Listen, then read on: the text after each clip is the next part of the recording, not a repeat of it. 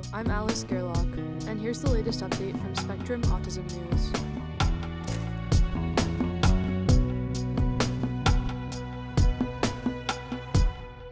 Social skills decline during adolescence for a sliver of autistic youth, by Callie McMurray. The heterogeneity that characterizes autism also marks its developmental trajectories. The social and communication skills of most autistic children improve over time, but a small subset of children demonstrate high social functioning in childhood that declines during adolescence, according to a new longitudinal study. A lot of studies think of heterogeneity in a more static way, says Jennifer Ames, research scientist at Kaiser Permanente, Northern California in Oakland, who was not involved in the study. This is showing that the heterogeneity is a lot more dynamic than that. The new work, published today in Pediatrics, tracked the communication and social skills of more than 71,000 autistic people from the time of diagnosis until age 27. The cohort's communication skills typically fell into one of 6 trajectories, or 7 for social functioning, according to statistical modeling, the investigators report.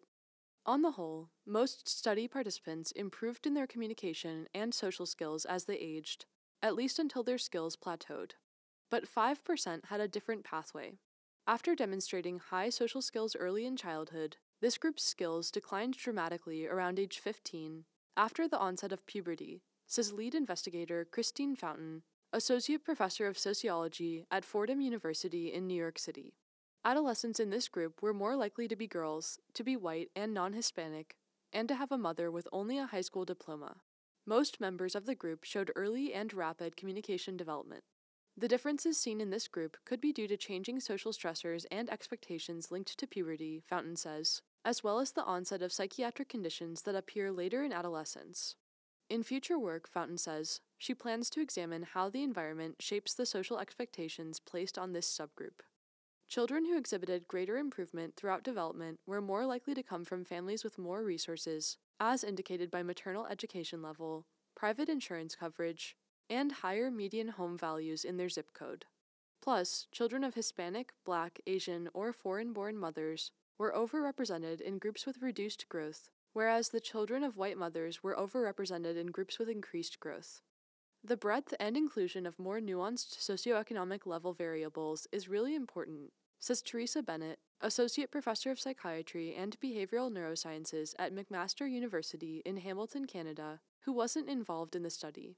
Future studies should try to unpack the mechanisms that link some of these early socioeconomic risk factors to different outcomes over time, she adds. The study used records from annual health evaluations collected by the California Department of Developmental Services for children born between 1992 and 2016. Each year, doctors evaluated the social and communication skills of each participant using the Client Development Evaluation Report. This measure is not a clinical assessment, but rather an administrative tool to determine service needs, Fountain says. It would be excellent to see something like this replicated using clinically validated measures.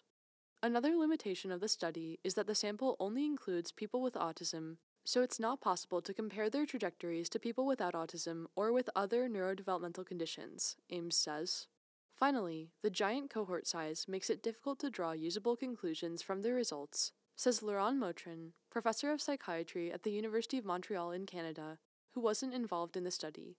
It's just heterogeneity in, heterogeneity out.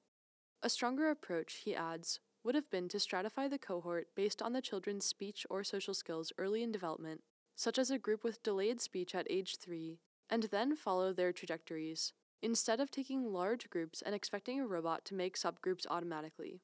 But the heterogeneity of the sample is also a strength, Fountain says. It allows us to really get a sense for the entire population of California, instead of focusing on a smaller clinical sample that is not representative of everyone.